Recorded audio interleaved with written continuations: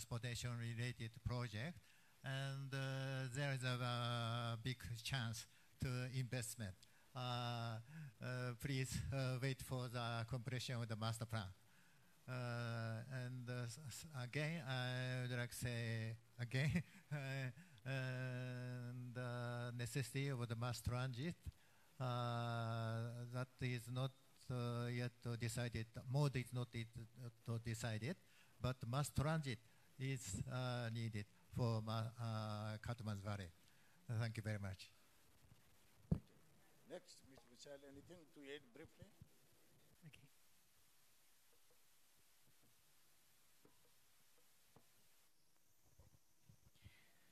Thank you. Till the date, private sector is mostly engaged on transport operation in Nepal.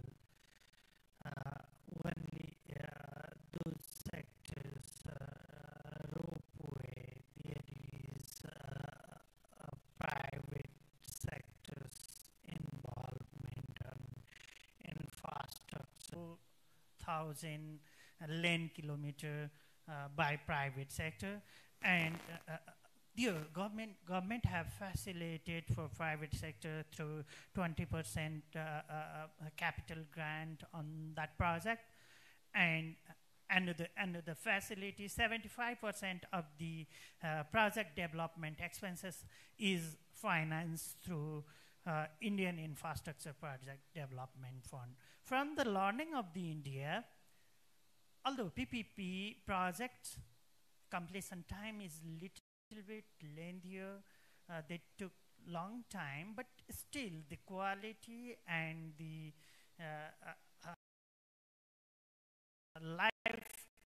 life of the project is significantly enhanced. So we can do in Nepal also. We can learn from India to Nepal also, and as private sector, as investor, we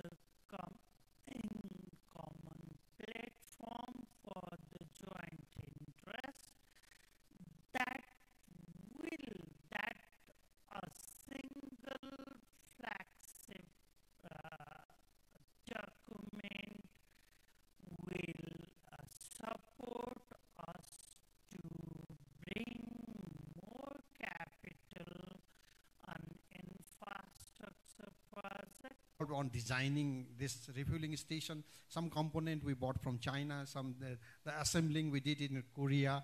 So that is the region, the data which I will be giving may not be perfect, but this is coming up very means fast, as like many vendors of hydrogen, especially the electrolyzer manufacturer and then the system manufacturer are coming up.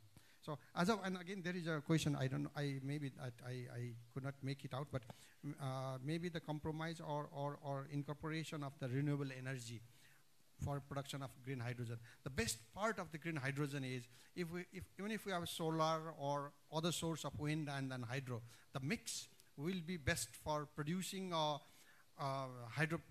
this green hydrogen, because it's as a battery now. Whenever we are not utilizing this conventional energy source, we can we can produce a hydrogen and then just put it as a battery, as a reservoir. Again, that same green hydrogen can be used to produce electricity to supply on the grid for a grid balance. So that is my response for this question. Thank you, Mr. Dava. Any quick point to be made, Mr. Panade? Just quickly, so we know that there are many opportunities in Nepal, in highways, airports, EV infrastructure is growing now, and green hydrogen, as we have seen, cable cars, urban mass transit, and many more. In regulatory area, CNI has suggested government to review 24 acts, scrap 5, and then make new 3 acts. And we've seen just yesterday that the government has come up with the new ordinance with several acts as a gesture of moving forward with the regulatory reforms in the country. So there are opportunities, and we as a private sector would like to welcome you all to invest in Nepal. And as a credible private sector, we are ready to support in any way possible. Thank you.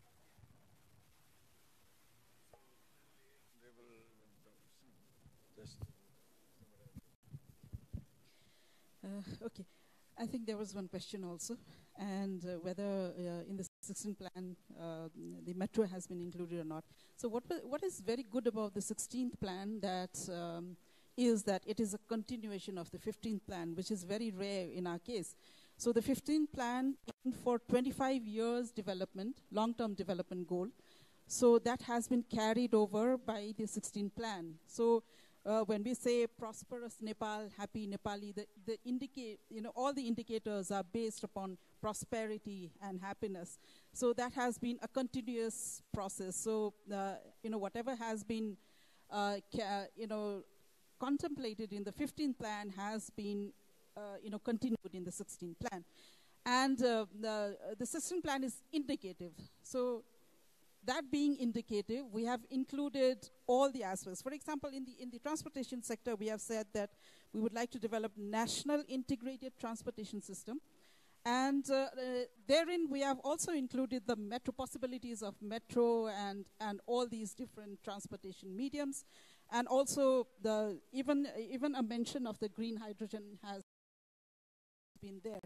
It is incorporated. But it depends on the ministries to elaborate on that, and then whatever has been indicatively mentioned in the 16th plan, will be detailed out by the ministries. So it will depend on the ministries based upon all the feasibility. I think for the metro, there is a feasibility study being conducted by the French experts. So we should be able to, decide whether we have a very keen interest in monitoring, how the private sector investment goes and how the national pride projects are being implemented. So fortunately, we have that interest, and then I think the results would be good. And so we have this time focused on the 16th plan to make it thematic rather than sectoral. And we have made sure that it is implementable to the maximum possible limit. Thank you. Thank you very much. So thank you all for your patience. We are coming towards the closure of the session. So before I invite Honorable Deputy Prime Minister to close the session with his remarks, let me make a few points here. We have a very interesting discussion bringing out these issues related to the transport from different stakeholders. It's a very balanced representation. I thank you all distinguished panelists. And one of the issues always is when we talk about the private sector investment in transportations, of course, there is a challenges on the part of the government to refine this regulatory or the legislative legal provision, but at the same time, there is also some homework to be done by the private sectors because the transport is not like other infrastructure, for instance, hydropower or telecom, where there is a market risk, it's a very minimum, and revenue stream is quite predictable. But when it comes about the market for the transport, it's always there is a risk, there's a revenue risk. So perhaps we need, like our neighboring country in India, we got it in the past 1 decade, very interesting experiment they did, viability gap funding, revenue guarantee, this blended financing, annuity model or that. So after hearing all these discussions in Nepal also, my conclusion is there is some homework to be done on the part of the government side and also on the part of the private sector sides. And there is opportunity because our political leadership has already made a mind to have a leapfrogging, to make a big shift in terms of the transport infrastructure investment and services. So with this, I would like to invite our Honorable Deputy Prime Ministers. And I'm also pleased to note that as a student of the infrastructure policy, when I looked at the worldwide, this infrastructures of the transport project, making decisions from the political level is not an easy thing. Sometimes there is a different perspective from the private sectors, from engineers, from economists, from bankers, from social activists, from environment. There is a different perspective. And it gives a very hard time for a person like him and from the political. And one of the things what I noticed in the history of infrastructure development worldwide is whenever this ministry is led by an engineer, the decision making is always right. Because you know, all the big game changer project in the world, it's often, I'm very sorry with our economics college if you are here, it's always opposed by economists. But engineer made the right decision, so with this spirit we are very lucky. We have a seasoned engineer as our Honorable Deputy Prime Ministers taking charge of the transport infrastructure ministries.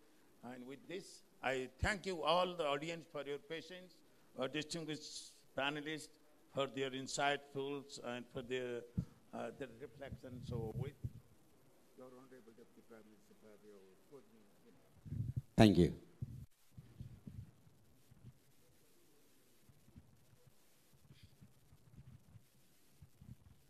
Excellencies, distinguished guests, respected business leader and investor from various sectors and different countries,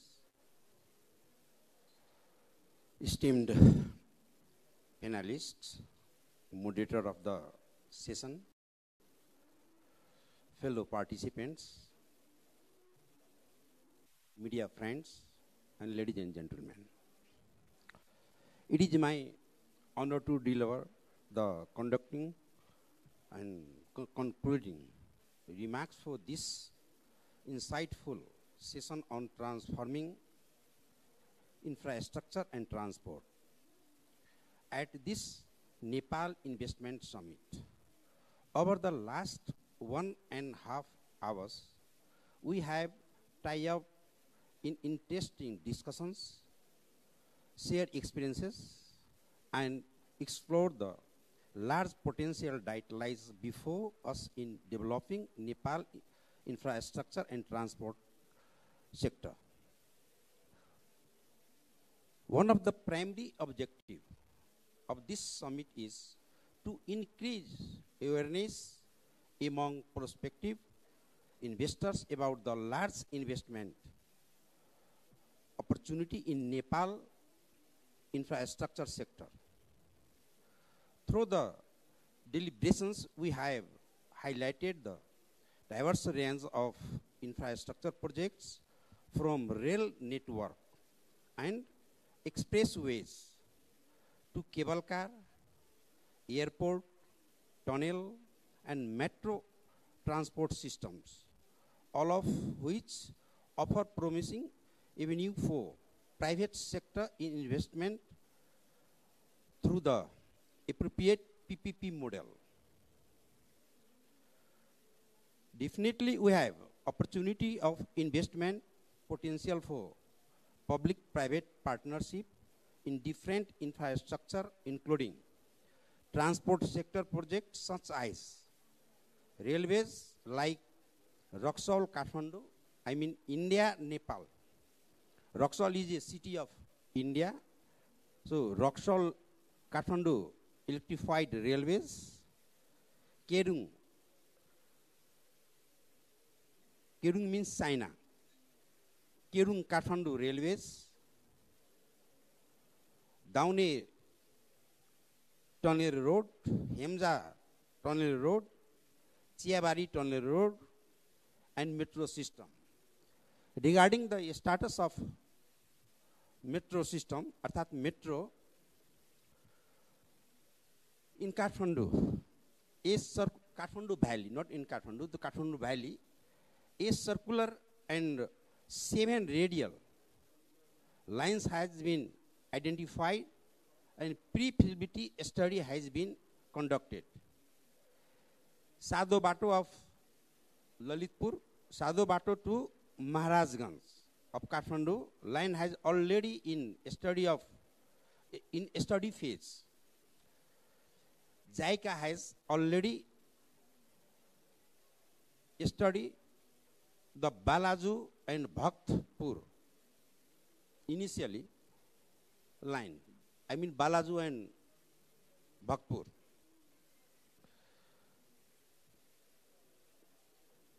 Like airport,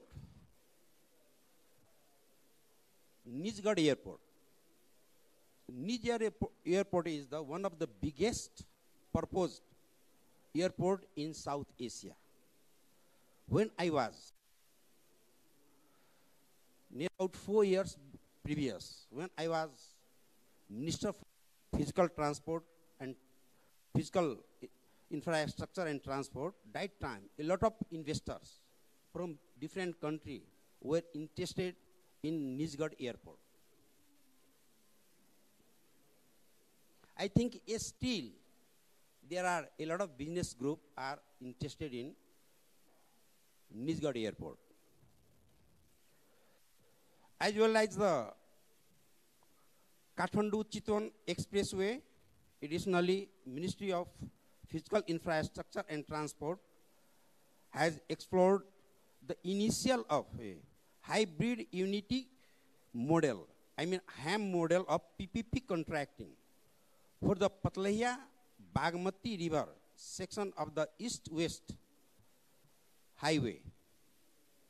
Expression of the interest of this HAM model contracting will be published in a few days or within the 1-2 weeks.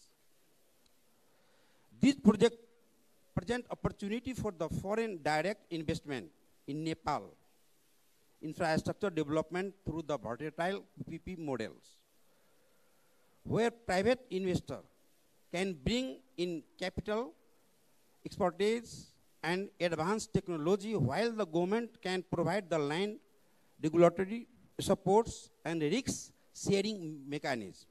Ladies and gentlemen, we have explored into the challenges and opportunity associated with leveraging PPP models for transportation and infrastructure development by enhancing open dialogues and sharing the best practices.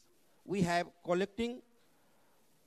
gained a deeper understanding of the critical factor that can contribute to the success of PPP project.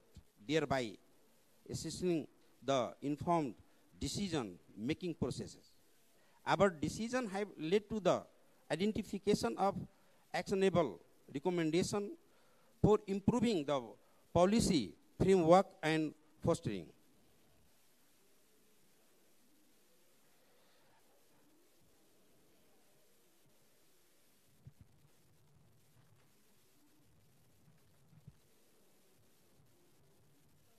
Ladies and gentlemen, an environment conducive a infrastructure development in Nepal. These recommendations, grounded in the practical experience and expert insights, will serve a valuable guiding principle of the policy maker and stakeholders in a similar manner. We have facilitated knowledge disseminations by sharing practice and lessons learned from ongoing the completed infrastructure and transport project. This exchange of knowledge will certainly guide our future activities, helping us avoid drawback and replicate the successful strategy. Ladies and gentlemen, throughout the discussion, a common thread has emerged: the collaboration and partnership between the public and private sector. By leveraging the strength of the both sector, we can overcome challenges, mitigate risks, and unlock the full potential of our nation infrastructure, including transport development. As we conclude this session, I wish all the stakeholders to hold the spirit of the cooperation and innovations. Let us work together to create a supporting environment and attract investment, adopt transparency, and ensure the successful implementation of transformative project. With a shared vision, firm commitment, and collective action, we can build a Nepal with a world-class infrastructure, including transportation network, that diverse our nation towards prosperity and progress. Thank you all for your valuable contribution and engagement. Let us carry forward the momentum generated here and translate our idea into the tangible action that will shape the future of our beloved nation. Thank you. Thank you, our session chair, Honorable Deputy Prime Minister and Minister for Physical Infrastructure and Transport. And I would also like to thank our esteemed and high dignitaries, speakers on the dais, for leading such an insightful discussion on how we can transform Nepal's infrastructure and transport. With that, I would like to invite Mr. Sushil Bhatta, CEO, Investment Board Nepal, to hand over a token of appreciation to our session chair, Honorable Deputy Prime Minister. I would like to again invite Mr. Sushil Bhatta. And can we join this ceremony with a huge round of applause? I would like to request our session chair to kindly get in the first row.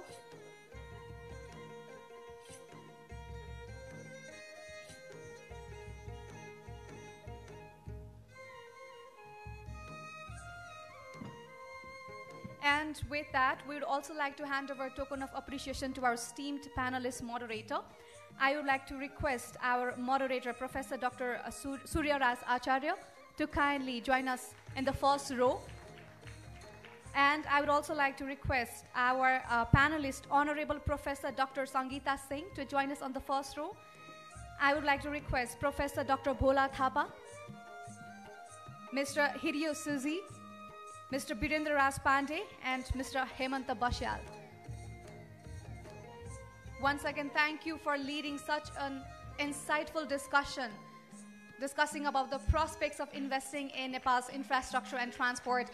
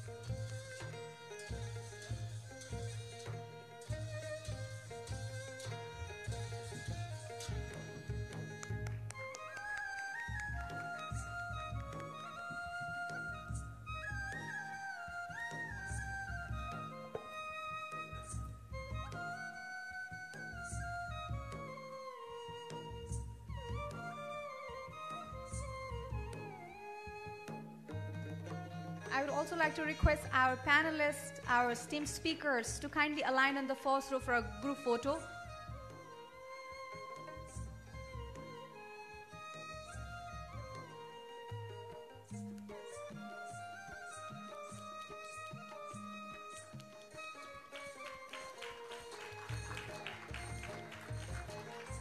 Can we quickly have a group photo with all our esteemed panelists and speakers?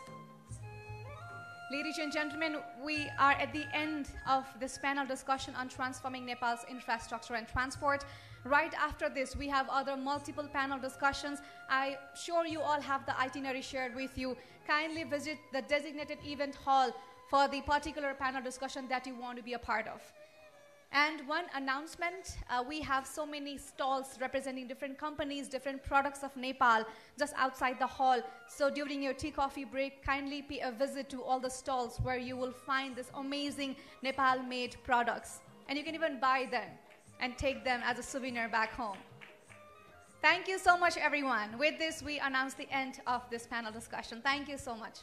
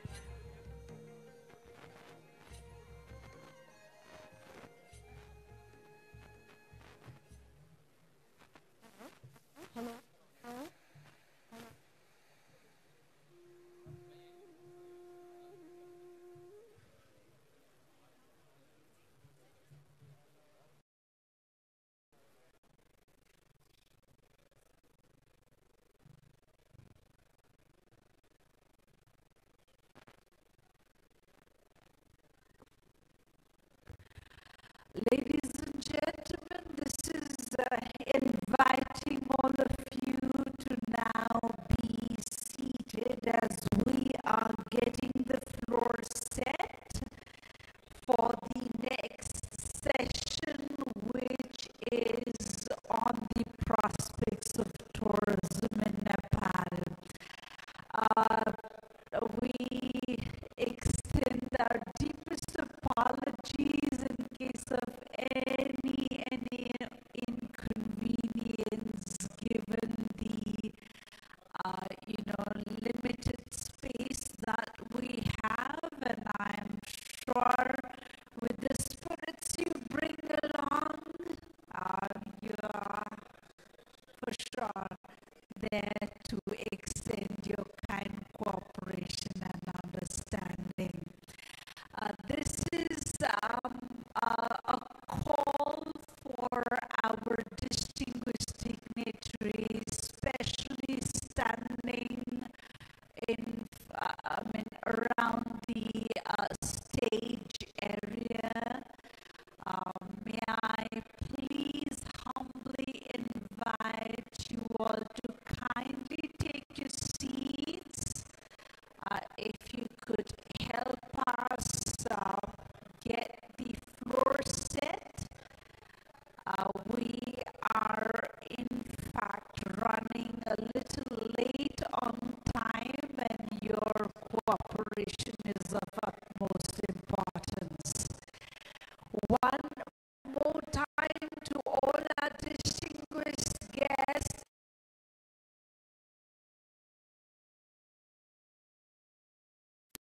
Growth, for example, in EVs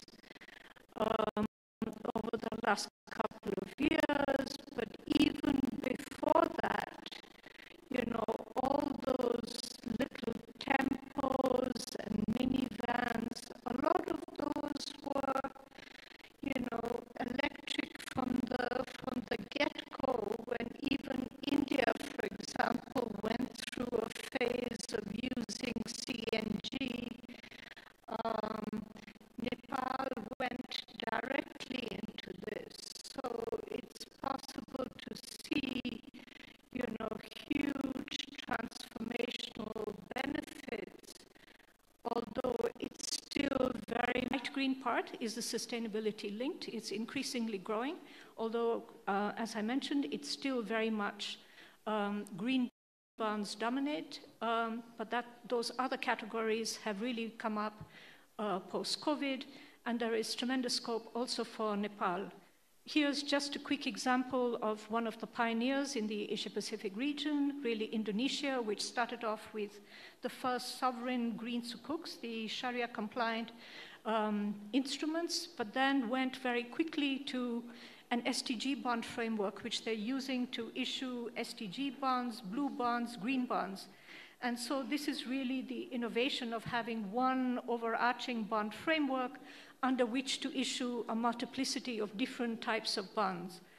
And maybe this is something that Nepal could also look at, which is even if it wants to issue a green bond, to look at such an umbrella framework, which gives it the flexibility of combining different types of portfolios, of different, green, blue, other kind of elements, given that you also have to come up with a pipeline, but also looking at sustainability-linked bonds where there isn't a focus on use of proceeds. You don't need to have a portfolio of initiatives to finance, but really looking at what are the KPIs that the country can meet in a much more ambitious way.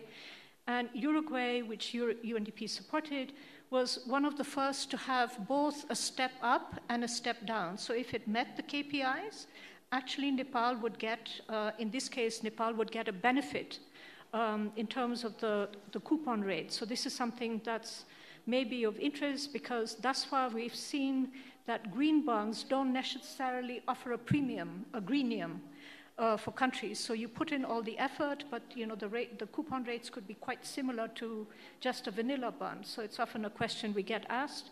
With a sustainability-linked bond with a step up and a step down, there is the possibility of the country getting a much better deal by showing an ambitious level of commitment. And the KPIs can be some mix of mitigation, adaptation, social, a variety of different KPIs. So countries like Nepal would also have that kind of flexibility. And you would say, why should Nepal issue a green bond? What's the benefit?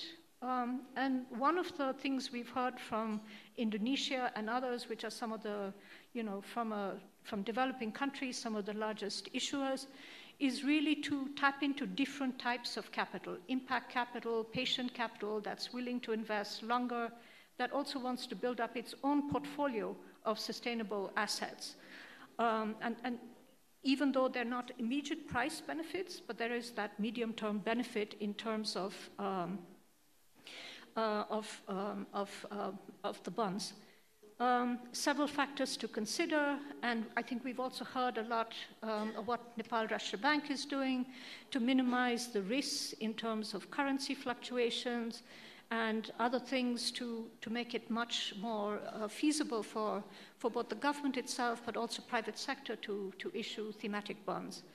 A number of interesting examples of countries issuing both vanilla and thematic bonds, with dual tranches, or looking at issuing in the domestic market and cross-listing on other exchanges at the same time. Germany was one of the countries to do that.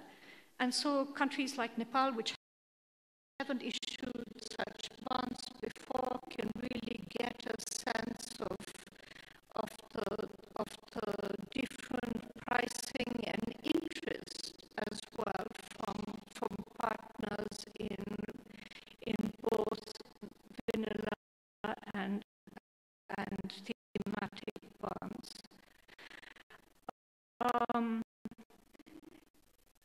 Also quite important is defining what's green in this kind of context. So a number of countries, but also in the Asia-Pacific region, regional taxonomies for ASEAN, for example, which could also be quite interesting for, say, a number of the mountain economies, which have a particular type of focus on a particular energy profile, to think about, more typology-based taxonomies, country typology, or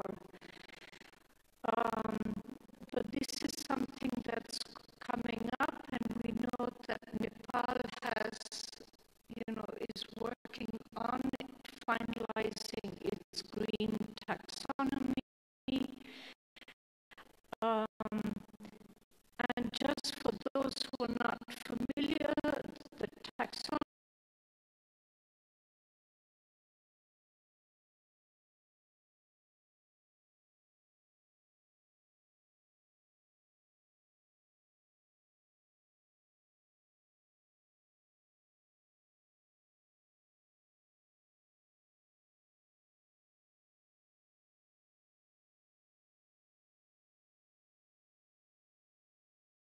really defines, in this case, green,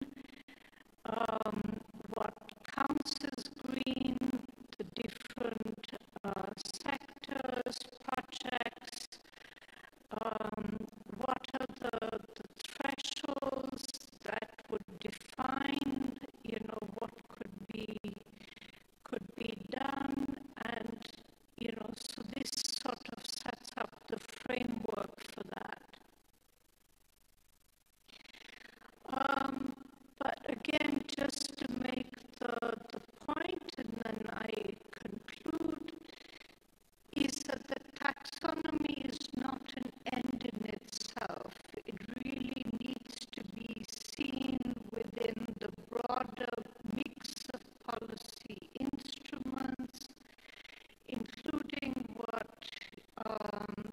the bond framework, looking at the fiscal incentives that government would likely want to offer, as well to facilitate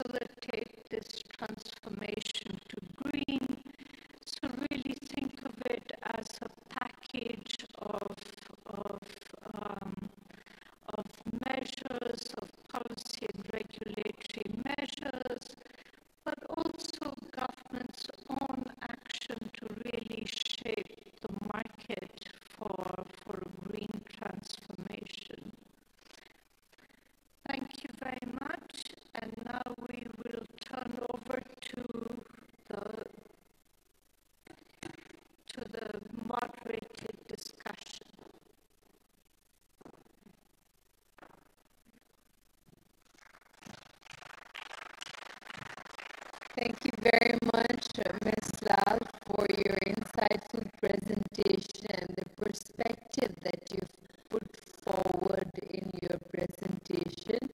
You've taken a dual role of presenting as well as moderating, so may I please now request you to kindly I'll hand over the session to you and request you to kindly carry forward with the proceedings of this session.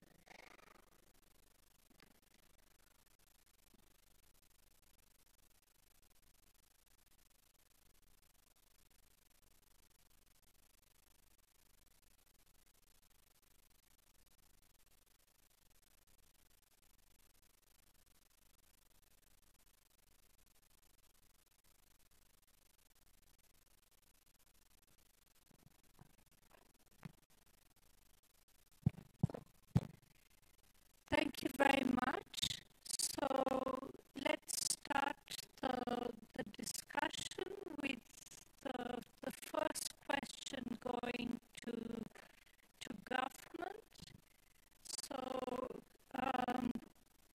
Mr. Marasani, the Secretary, Ministry of Finance, can you tell us to kick the discussion off, what are the specific policy measures that government is implementing to incentivize investment in green industries and to promote sustainable practices amongst businesses in Nepal? Well, thank you very much, Ms. Radhika Lal. Actually, I learned a lot about your presentation. Thank you for the presentation. I believe that the hall also learned a lot about Porto from the World Bank to get, the DFI perspective that you've been working very closely with the government to really understand what are the key policy reforms, regulatory measures from your perspective, from the DFI perspective, needed to create an enabling environment for green finance in Nepal, and how can the World Bank and DFIs, and how are they supporting the government in implementing these reforms?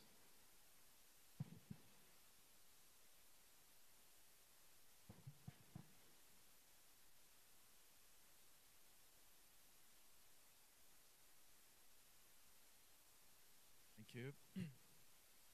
Well, firstly, I'd like to thank for the invitation, thank the organization, and take the opportunity to greet all the audience, my fellow friends here, colleagues at the panel.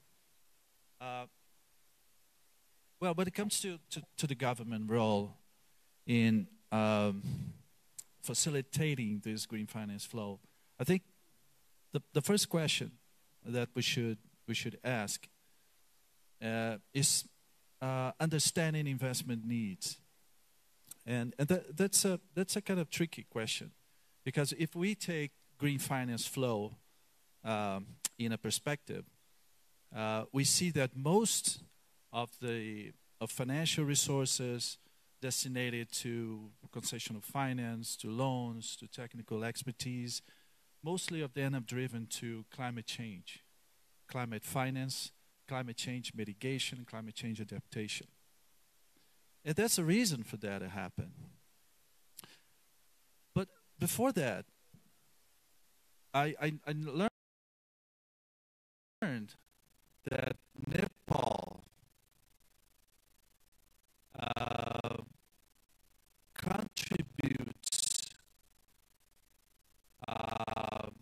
only 0.01% to carbon emissions at global level. That's nearly zero. And we're talking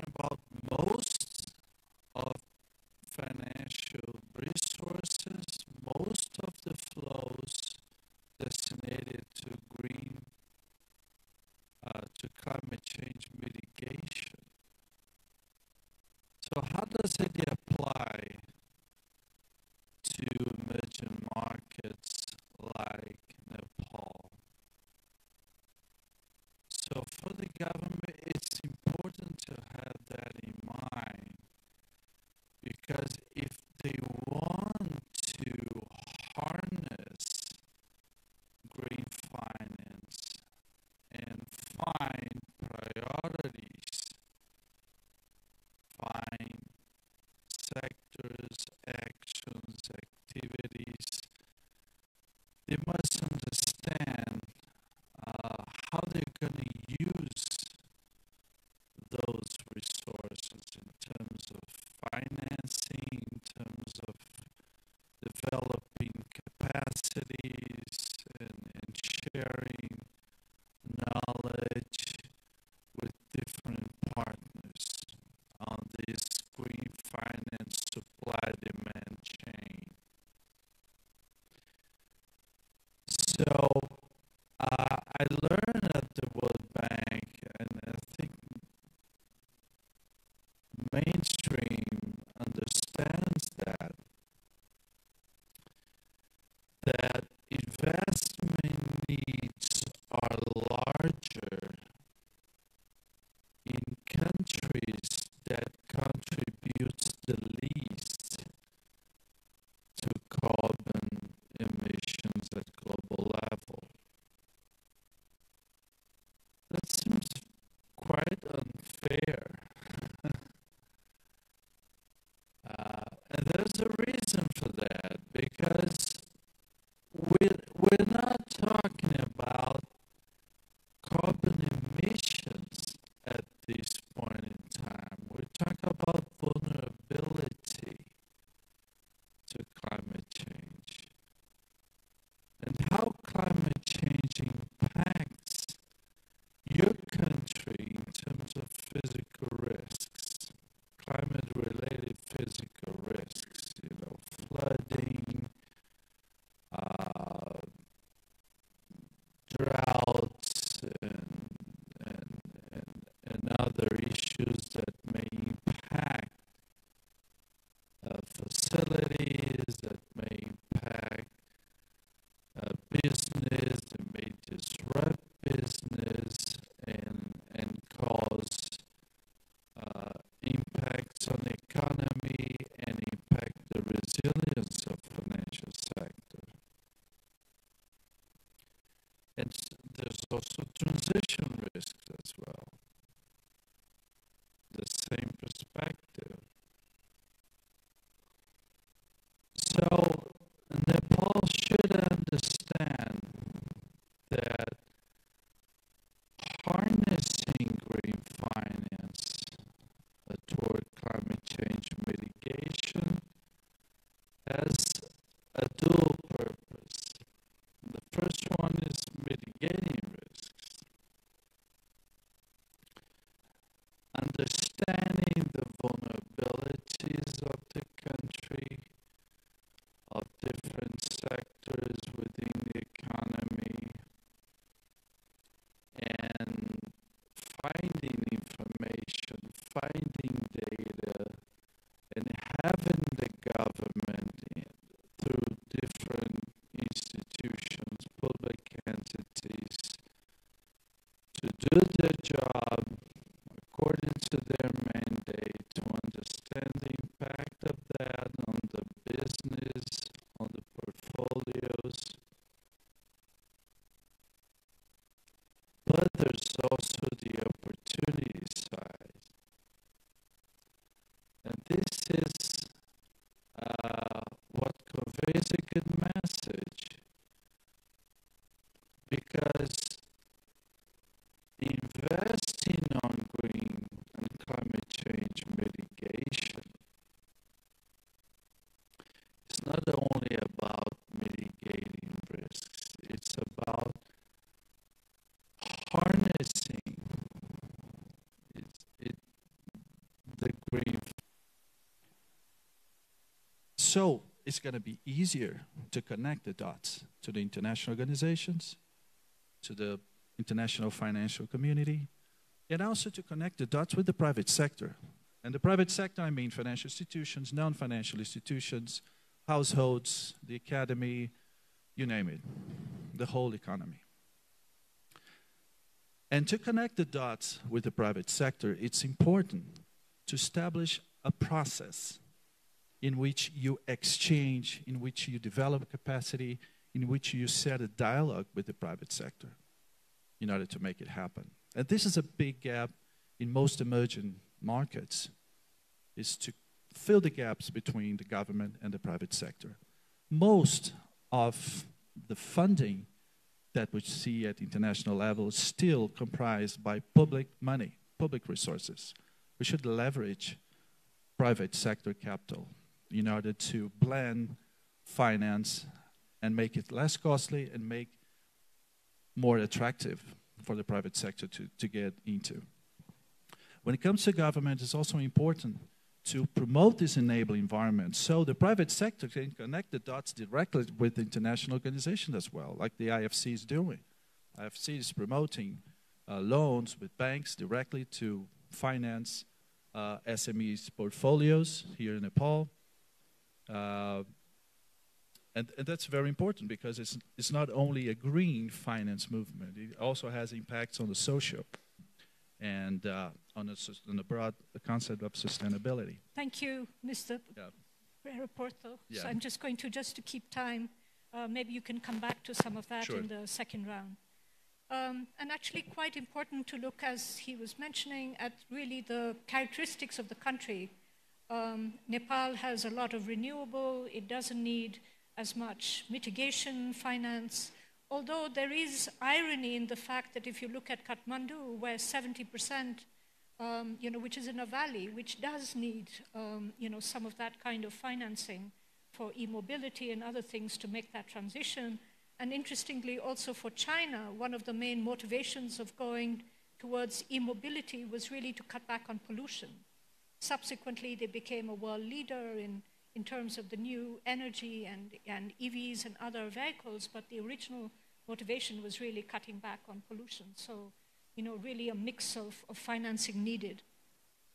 Let's turn now to Mr. Jason Ving to get your perspective, as a Chief Sustainability Officer from Standard Chartered Bank.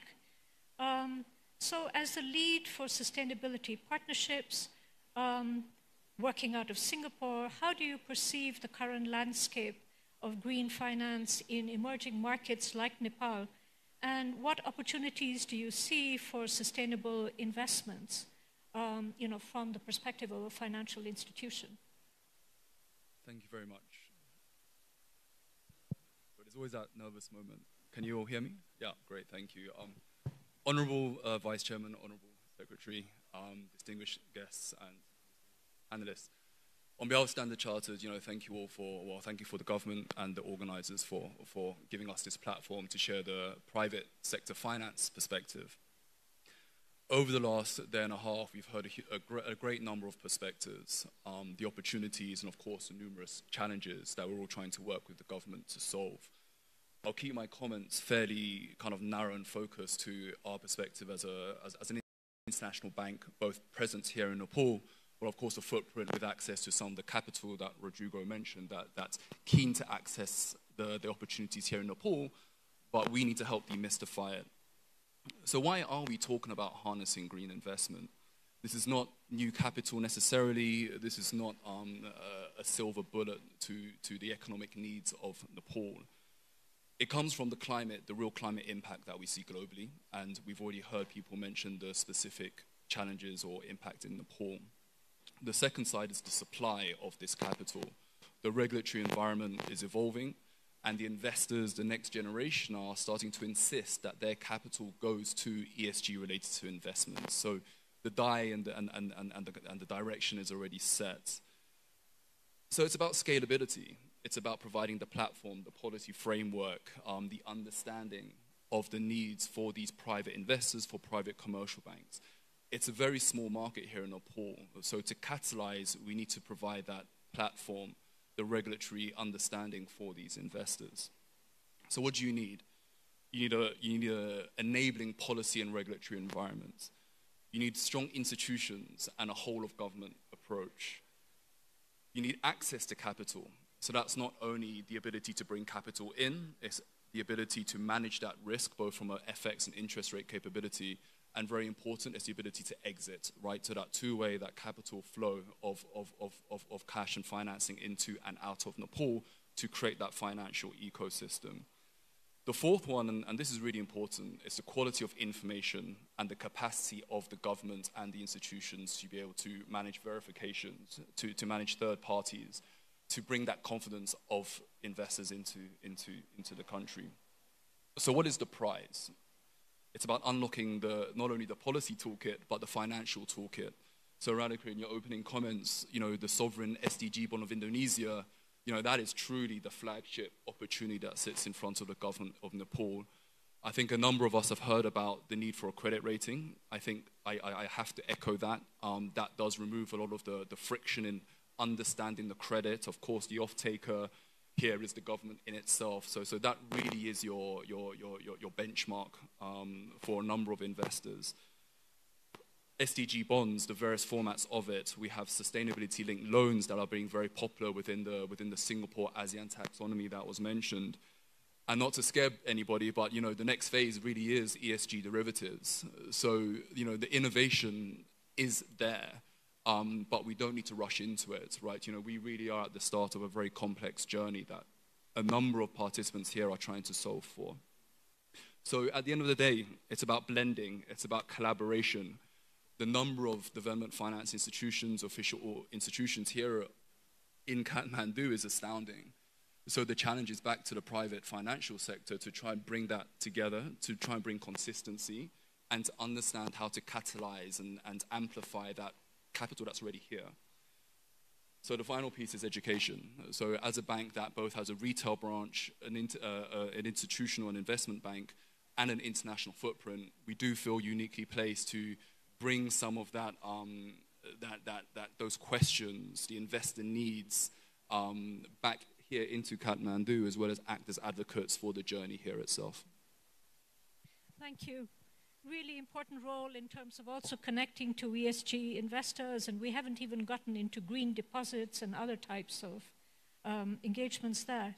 But I think there's been also quite a lot of talk right through around the need to de-risk, and who better than the IFC to bring into that discussion.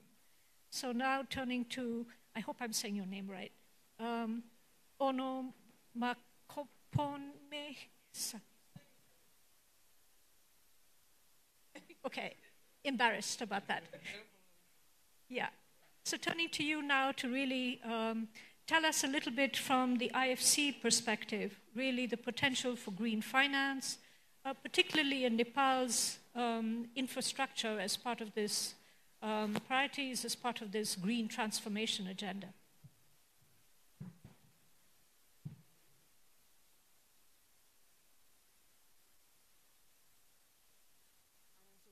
First of all, thank you very much for having us. I think the very first question is, why green finance as opposed to any normal kind of project finance or corporate finance loan? And when you look at the infrastructure needs of Nepal, it's significant. I mean, research has said that Nepal will need about 10 to 12% of GDP to be invested annually for the next decade in order to actually reach its infrastructure goals. So the question is, how do you actually get there? So clearly it can't be all on the government purse. It has to be via private capital. And then when you look at private capital, you need to actually be able to afford the facility. So when we look at green finance, I mean, you said it very clearly in your presentation, green finance has the ability to actually support Nepal's transition to a sustainable economy. There are several sort of subsectors that could attract, specifically for Nepal, that could attract green finance. I mean, Nepal in itself is a green finance haven. Goes without saying, renewable energy. You mentioned EVs, so clean transportation, so not just for private vehicles, but also on the public side as well. Wastewater management, smart climate finance. in the field of agricultural financing. Now, coming specifically to the IFC, how we look at, well, we usually call it climate funding investment. I'm going to call it that as opposed to green financing. So you basically have to fall into two broad buckets, right? Rodrigo mentioned climate mitigation and adaptation. So on the mitigation side, we're focused on projects that will, that are along the decarbonization pathway. So specifically renewable energy, right? And there's a lot of investment on the hydro side. And we've actually invested alongside development partners in the Upper Tishuli hydro project. ISC alone actually put in almost $200 million in that project between debt and equity, mobilizing concessional funding as well to make sure that the project was bankable, right? And also, when we're looking at wastewater management as well, we're also focused on areas that will not do the environment any harm. Then on the climate adaptation and resilience bucket, our focus is on projects that will manage the physical climate change effectively. So we're talking about disaster systems, et cetera, et cetera. Now, in addition to the Upper Tishuli project, our focus has also been on how can we actually mobilize capital through financial institutions like a Standard Chartered. So we provide a lot of funding through these institutions, whether it's by way of risk-sharing facilities or partial credit guarantees, not just in Nepal, but we have several examples of that in India, for instance, when we've done sustainability-linked bonds. So even in Sri Lanka, we're looking at green bond issuances through the financial institutions. So from an RIC perspective, we're not just interested in what can we put on our books, on our balance sheet. How can we actually facilitate private capital mobilization through the instruments that we offer? Great. Thank you. Really comprehensive response. And last but not least, for the first round, turning to Mr. Ashish Garg, who's for the Energy Development Council, Confederation of Nepali Industries. Now, you've heard of all these different perspectives from the different parts of the ecosystem. From your perspective and, Nepali industry, in your opinion, what are some of the key policy reforms or regulatory measures needed to create this enabling environment for green finance and sustainable investment in Nepal's financial sector and, and other investments? Yeah, thank you. So I'm the only one from the private sector here on the panel. So Big in Nepal, responsibility on your shoulders. Yeah. So green financing has as such not trickled down the Nepalese industry. The local banks are financing green projects. They are as such not doing green financing. They are financing green projects, meaning that the predominantly hydropower and solar which is picking up, banks are lending to these projects. There is no much difference between normal traditional lending and financing for green projects. So I would like to mention two major policy initiatives which have really worked. One is the central bank has introduced sectoral limits or requirement that say for green energy sector, 6.5% loan portfolio has to be allocated for that. Because of that, the banks have been forced to lend to hydropower projects or solar projects. And also, two banks floated green bonds. So that had very good response at very low interest rate. So because of this central bank policy, things worked. Second is, a product on rooftop for industries, rooftop solar, where, the UK Nepal Renewable Energy Program, there was a grant and all the industries grabbed it, most of the industries, and that has helped to green the industries and replace to some extent coal or furnace oil or other fossil fuels. So these two initiatives have worked, but the journey is long. The issue remains, one is the green taxonomy. That has to come in very soon. We heard that by the end of this month, we will have that. So that will lay down the foundation of what is green and what is brown or black, and things will move. Second is the hedging. So when we get hedging for the currency risk, when we get international green funds, it comes in US dollar denominated. The currency is non-Nepalese. whereas we earned in Nepalese rupee. So who will foot the bill of this huge bill? Or, I would say there are no institutions as such providing hedging. So that is also on our government's table.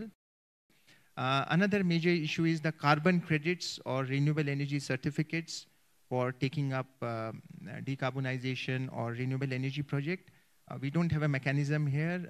It's there in India, it's there in other countries. So I think the government has to take up that so that the private sector is incentivized to further green up their energy consumption or their activity. And not the least, the sovereign institutions in Nepal, like say HIDCL, the Hydro Investment Company, or banks like NIFRA, they should access international capital with their sovereign rating because the private sector banks, Nepal is not rated. So private sector banks will have a hard time to get this capital in. So at the moment, the capital is not much, the green capital here in Nepal. We as private sector developers or industry, we have to borrow in the normal conditions. So a lot of expectations and a lot of, I would say, things to do. Thank you very much. Lots of positive examples as well for what financial institutions are doing, but also indications of very concrete things that need to be done by the central bank and others to really accelerate that progress. Now turning back to Secretary Marasini, in terms of what you've heard, and also the potential for public-private partnerships, which could help to make some of this much easier for the private sector in terms of the green economy agenda. How is the government facilitating such collaborations? Well, thank you for this second round opportunity. And of course, if we see this summit itself is an example of government's priority to mobilize the public-private partnership in our economic development, and that too also in greening our economy. As Mr. Garg was just mentioning the central bank's policy, that there is a mandatory provision that the banks and bank and financial institutions in Nepal, they have to allocate certain amount of fund on the renewable energy side in hydropower production. So that these two stories already tell you that how seriously government of Nepal has been taking on the forging the PPP in our economy and also in greening our economy. Not only that, we have been also participating in the COP initiatives and recently in Doha as well. Though, like, Doha itself is a Gulf country, they are known for the, fossil fuels. But Nepal raised very strongly how much it has been affected because of the global climate change. We have pleaded for the green financing, international support, even from those type of those kind of fossil fuel producing and very rich countries, shifting their priority towards greening the economy and also to channeling the funds towards the renewable energies or green sector. As much has been already discussed, and I have also mentioned to you that in my earlier answer, the government not only focusing on or to some private sectors, but it has started demonstrating from its own policy. We have established the Investment Board of Nepal, and we do have this Public-Private Partnership and Investment Act already in place. So these are the institutional and legal frameworks that provide us, the way how we can force this PPP in Nepal. And also we have been supporting the bank and financial institutions through capacity building, through policy flexibilities, and also providing some tax incentives, and also offering financial incentives to encourage private sector participations in green projects. And also government is actively engaged in dialogue with the private sector to identify areas of collaborations and develop joint initiatives to promote green investment and sustainable development. We are also committed for SDGs by 2030. There also we have been allocating our funds and also putting priorities both to adaptation and mitigation. So these are some examples how government is promoting PPP in Nepal. Thank you very much. Thank you very much. So turning now to Mr. Pereira Porto from the World Bank on the same theme of collaborative approaches, innovative financing. Can you discuss the role of the bank in terms of innovative financing mechanisms and partnerships to scale up green economy projects in Nepal, particularly under the grid? And maybe this is a chance for those of us who don't know, very succinctly to tell us what's the grid and what's the innovative approach that the bank is taking to that. Okay, thank you. Well, the grid is another strategic approach, and it means a green, resilient, and inclusive development. And here in Nepal, the government is working with more than a dozen partners, like development financial institutions, international community, with stakeholders here in Nepal, inside Nepal.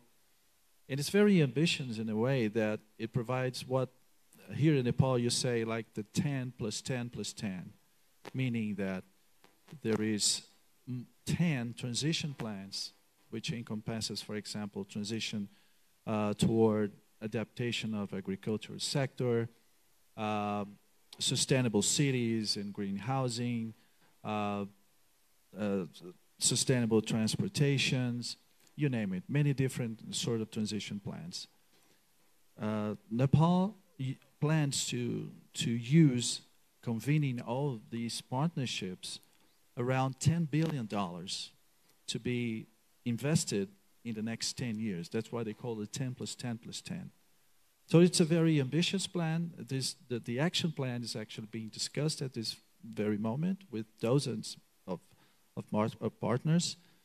And the World Bank Group, the World Bank, the IFC, and other institutions under the World Bank Group is collaborating on the discussions of the action plan of the grid, and is also preparing a particular plan in order to provide concessional finance, in order to provide innovative financial instrument, blending finance, technical sharing, capacity building, in order to promote innovative approaches to those transition plans, which is very important. So we must acknowledge that we need to have the focus, and we need to know exactly what to do in order to achieve those particular targets. And the design of innovative financial instruments, not only on the government, so it's on the private sector as well. And to make it happen, there are other things that should be considered alongside. And the World Bank Group is also working on with some public entities here in Nepal, for example, the Central Bank of Nepal. So we're working with them in 3 particular initiatives. First, identifying risks for the financial sector here in Nepal. And that's important because that could guide central bank on further actions in terms of regulatory framework, in terms of supervisory enhancement. So that's a very important point to mitigate market failures. So working on the risk perspective. On the data and information availability in Nepal. So it's important to work on disclosure, to work on reporting. The central bank is already working on the sustainable taxonomy, which is quite important, not only for the regulator, but for financial institutions, for investors. There are many advantages on that because it lowers transaction costs. It facilitates monitoring flows. It facilitates designing new financial instruments like green bonds, like green loans. And I think this is a very important momentum. And the World Bank Group is pretty aware of the need to understand investment needs and work with the financial authorities and the private sector in order to divide the best potential options under the grid, and of course encompassing other actions under the nationally determined contributions, which there's a set of actions there that is going to be encompassed by the the action plan under the grid. Thank you. Now turning to Mr. Wing, so if you can be quite brief.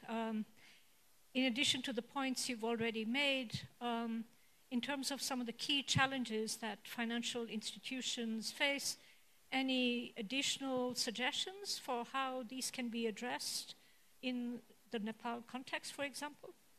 Yeah, no, thank you. And it's easy to be brief when I think a lot of the key topics have already been discussed and the challenges, so I won't recycle that. I think what is important is to highlight, as a private sector financial institution, one of our key accountabilities, of course, is our home regulator. So as a UK regulated bank, our needs and maybe our thresholds are very high. And that translates into our clients, that translates in the transactions we support, and also translates in our need to disclose. There's benefits, but also challenges that brings. So, to your question, of course, within some of our more developed markets, this is business as usual. Trying to bring such taxonomies, expectations into frontier markets is A, not easy, but B, nor should it be expected. So that's the journey that we're on. So as a bank, we do have our own net zero commitments, so that's a catalyst, as do many of our other counterparties that work with us in that financial ecosystem. The second piece is, jumping through, so how do we help as a firm, right, in collaboration with my colleagues here on the dais? It is that blended finance piece. It's easy to say, it's almost a cliche, but it comes down to people, it comes down to conversations, and it comes down to collaboration. We don't act as one. We all have our incentives, we all have our priorities, but we are being brought together by the need to address climate change. And I think if ever there was a mission to bring us together, that really is. And the Honourable Secretary really underlined what is very key is that policy continuity and confidence that allows investors to come in scale. Thank you. And also a very important point about the taxonomy being comparable and interoperable to make it easier for institutions like yours and others really to see how these align. In terms of the IFC, any practical examples come to mind of how grant and concessional finance can be used to support underserved areas in particular? Because, we've heard also a lot about how, the green transition really needs to be inclusive. And the inclusivity theme is something we haven't really touched on a lot, but really has to go hand in hand with green. So any thoughts on that? When we think about de-risking and, first of all, I think de-risking, the focus, first of all, has to be on the regulation in place that is actually creating an enabling environment. So we can't actually structure away regulation that is not inclusive and supportive of private sector investment. On the IFC side, when we look at concessional funding, and the concessional funding we use is usually blended finance, similar to what Jason has mentioned. And when we focus on blended finance and concessional funding, our immediate focus is not to crowd out private sector investment or commercial bank funding. Our focus is actually to crowd in commercial bank funding. Collaborate, collaborate, collaborate. The whole idea behind our ethos is to make sure that we are mobilizing private capital. So we can't do it, and we won't do it all ourselves. In terms of blended finance, I mentioned before the Opportunity project. That was one of our largest blended finance instruments that we have used in Nepal and actually in the region. And the focus when we think about concessional financing is, first of all, what is the additionality that we as IFC are providing? Is this something that a Standard Chartered can do on their own? If Standard Chartered can provide the financing, then there really is no need for us, right? So we will come in primarily where there's a risk profile that commercial banks are not typically comfortable in funding. So that's really the basis of the additionality. Then secondly, is there a climate element? Does it support climate investment? Does it support climate mitigation and adaptation? And then thirdly, are we actually helping to build the market? So it shouldn't be a case of we are always here to provide the concessional funding. It should be a case of we do the first maybe 1 to 3 projects, and after that we've built significant resilience in the market, and it can now be carried out by commercial funding. Very true. So I think really the importance of looking at also how do you get the transition towards economic sustainability over time, through these various types of de-risking and acceleration. Mr. Ashish Garg, the last word goes to you. What do you see as the role for industry associations such as CNI of really accelerating all these different initiatives, and what are some of the gaps from your side that you would like to highlight? Thank you. So as I mentioned, currently there is not much gap between interest rate for a normal project and a green project in Nepal. Now the primary reason is, I think the currency risk and cost of it. So as in the industry association, we have been lobbying the voice of the industry to not only banks, but DFIs and international funds. So say, for example, how we have been working is, say, for rooftop solar, the National Renewable Energy Program, they came up with this scheme of up to 1 megawatt of solar rooftop at concessional subsidized cost. So we went to our industry, maybe a cement factory or a steel factory, and we explained them that the benefit of this, and then the things started moving in. There were practical issues while implementing this, which were communicated to the NREP program also. So we are basically a bridge. Once we understand, then we are able to explain to our industry and to the lending institution. So the journey, as I mentioned, we have just embarked on the journey. There's a long way to go. Say for infrastructure projects like hydro, we still have floating interest rate, short tenors, personal guarantee-based recourse project financing. So these are green projects, but we are still doing it in a traditional way. So a lot of policy initiatives have to be taken, and then it will be a real green in the real sense. And as industry will expect some incentive, though it is everyone's responsibility to be green. It's a matter of survival of mankind, but our industry would need some incentives, some concession to adopt these green practices. Thank you. Thank you very much for that reality check, and really also all the mismatches you're dealing with, and how do we really get that kind of green responsive finance. Let me thank all the panelists and turn back to the MC. Thank you very much to our moderator. And thank you to all our speakers and all our panelists as well for bringing forth your insights from your own experiences and from your field as well. May I now please request our session chair, Honorable Dr. Min Bahadur Shrestha, Vice Chair, National Planning Commission, for his closing remarks of this session.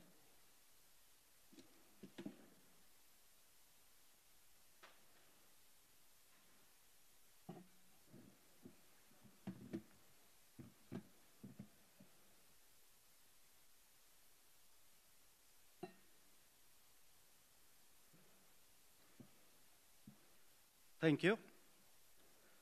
Ms. Radhika Lal, SDG Finance Policy Advisor, UNDP's Regional Hub, Thailand. Mr. Madhukumar Marasini, Secretary, Ministry of Finance, Government of Nepal. Mr. Rodrigo Pereira Porto, Senior Financial Sector Consultant, World Bank Group.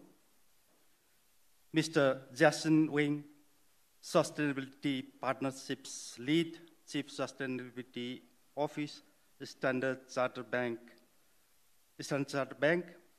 Ms. Idor Ono Makpome, Infrastructure International Finance Corporation. Mr. Ashish Garg from CNI, distinguished guests, ladies and gentlemen. Namaste. As we bring this session of Nepal Investment Summit 2024 to a close, I want to express my sincere gratitude to all of you for your participation and engagement in this significant event. Throughout our time together, we have delved into the crucial theme of harnessing finance for sustainable investments, recognizing the vital role it plays in our nation's development trajectory. We find ourselves at a pivotal moment in history where climate change and environmental degradation demand urgent action. The recent global climate reports have underscored the necessity for sustainable development, making it clear that we are running out of time to address these pressing issues effectively. Nepal, like many nations, faces the impacts of climate change, from the rapid melting of Himalayan glaciers to the increasing frequency of natural disasters. Our natural resources are not only national treasures, but also crucial for our economy and society. As we move forward, it is imperative that we prioritize sustainable investments to protect and enhance our natural capital.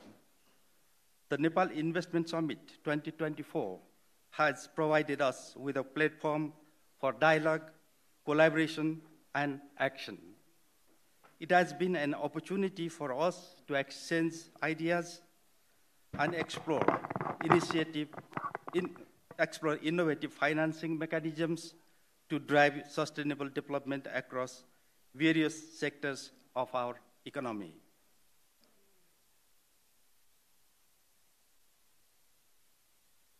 In Nepal, most of the things are green. About 45% of our land is forest, that's green. 29% of our land is under cultivation and they produce green agriculture. Out of the rest, we have rivers and snow-capped mountains, which are the source of greenery and green energy.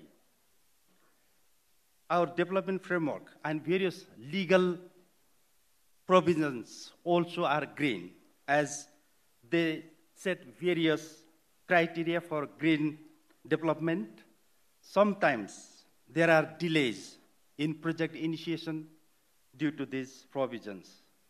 National Planning Commission of Nepal has finalized the 16th development plan, which is coming into implementation starting from coming July. Major interventions proposed in the 16th plan means investment opportunities for the private sector. We are designing various interventions to make sure we can achieve economic growth, annual average economic growth of 7.1% during the plan period. We have estimated that about 9.2 trillion Nepalese rupees will be required for the implementation of various major programs during the 16th plan. Several projects have been showcased and various investment opportunities available in Nepal have been discussed in this investment summit. I would like to highlight the investment opportunities available in other green sectors. The first is agriculture sector, including livestock. We are looking for the investment to establish large-scale agriculture and livestock farms. We are importing agricultural products in a huge amount. Therefore, there is an ample market within the country for agriculture produces and also can be exported specifically to the Gulf countries. Another area for investment is high-value herbal farms producing various medicinal plants, including cordyceps. We call it Versagumba in Nepali. We are also looking for investment and innovative models in use of forest and developing new forests. We have plenty of forests, but we are importing timber and furniture products in a huge amount. Water resources is being used in hydroelectricity production, and there are a few projects proposed in this area in this summit as well. Drinking water is another area of investment. Water export will start soon to Moon and Venus. So we can open the investment in conservation and harvesting of glacier water that can be exported to other planets. So far, underwater glass tunnels are in use to observe the activities of sea creatures in some countries. Let's think about construction of glass tunnels overland going up to base camp of Mount Everest and other mountains. This will ensure the conservation of the environment and make possible for common people to reach the base camp and have a closer view of mountains. We need innovation in green finance. Innovation is happening, but we need more. The 16th plan has embraced various initiatives to promote a green economy. It encourages banks and financial institutions to invest in green projects and adopts the concept of green finance taxonomy and green bond practices. Concessions are provided for investments that improve energy efficiency in domestic and business uses, reduce carbon emissions, and enhance climate adaptability. The plan includes measures to offset environmental protection and adaptation expenses through tax adjustments and environmental fees based on carbon emissions.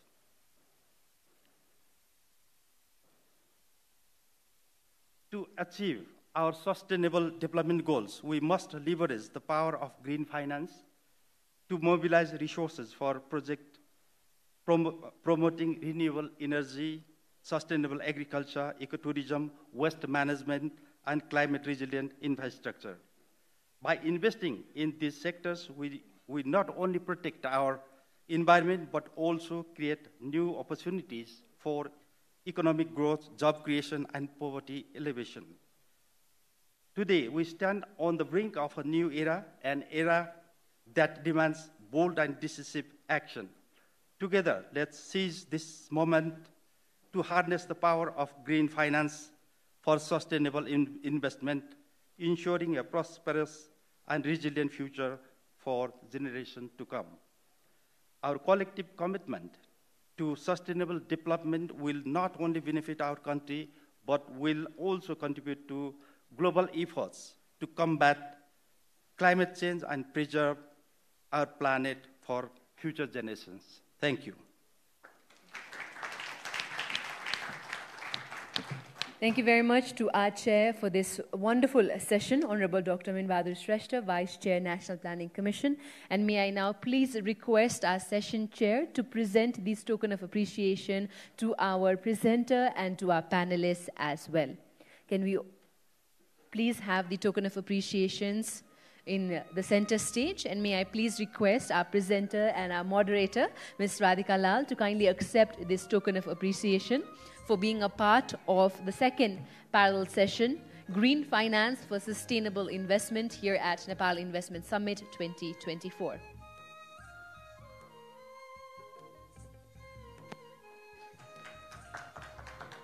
We'd also like to thank and request Mr. Madhukumar Marasini, Secretary, Ministry of Finance, to kindly step forward, sir, and accept this token of appreciation from our side. Thank you very much for sharing your valuable insights on what work has currently being done in Nepal in terms of green financing.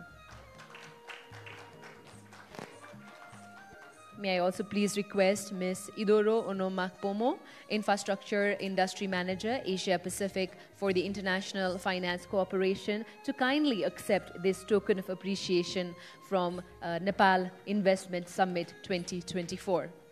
Would like to also request Mr. Rodrigo Porto, Senior Financial Sector Consultant, World Bank Group, to kindly accept our token of appreciation for being a part of the panel. Would like to request you to accept this from our session chair.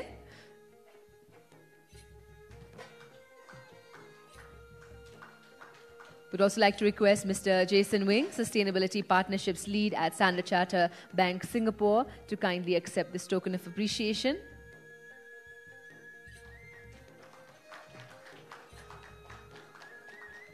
And we'd also like to request Mr. Ashish Garg, Chair of the Energy Council at CNI, to kindly accept this token of appreciation. And thank you very much, sir, for being a part of this Green Finance for Sustainable Investment session. May I now please kindly request the CEO of Investment Board of Nepal, Mr. Sushil Bhatta, to kindly join us onto the stage to present a token of appreciation to our session chair. And thank you very much to Honorable Dr. Meen Bahadur Shrestha, Vice Chair of the National Planning Commission, for graciously accepting our invitation and for being a wonderful session chair in this session.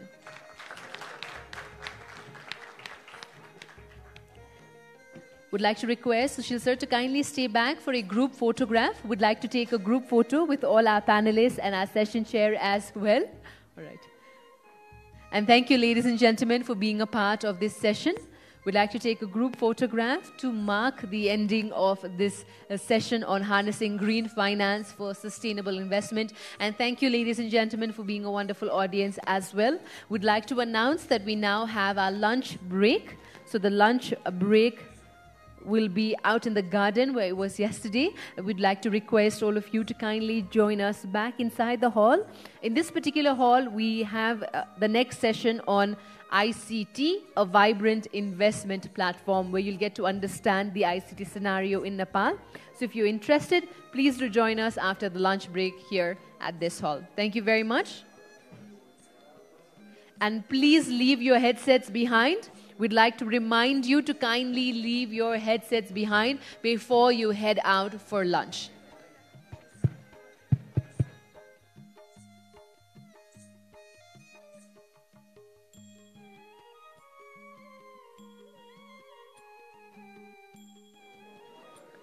To all our distinguished guests, we'd also like to inform you that to my right, outside in the Rose Garden, we also have some various stalls. So please make sure to be a part and witness some amazing activities that are going on outside. One more time, to my right, you can definitely witness and participate in the various stalls that are surrounding investment opportunities in Nepal. Thank you very much.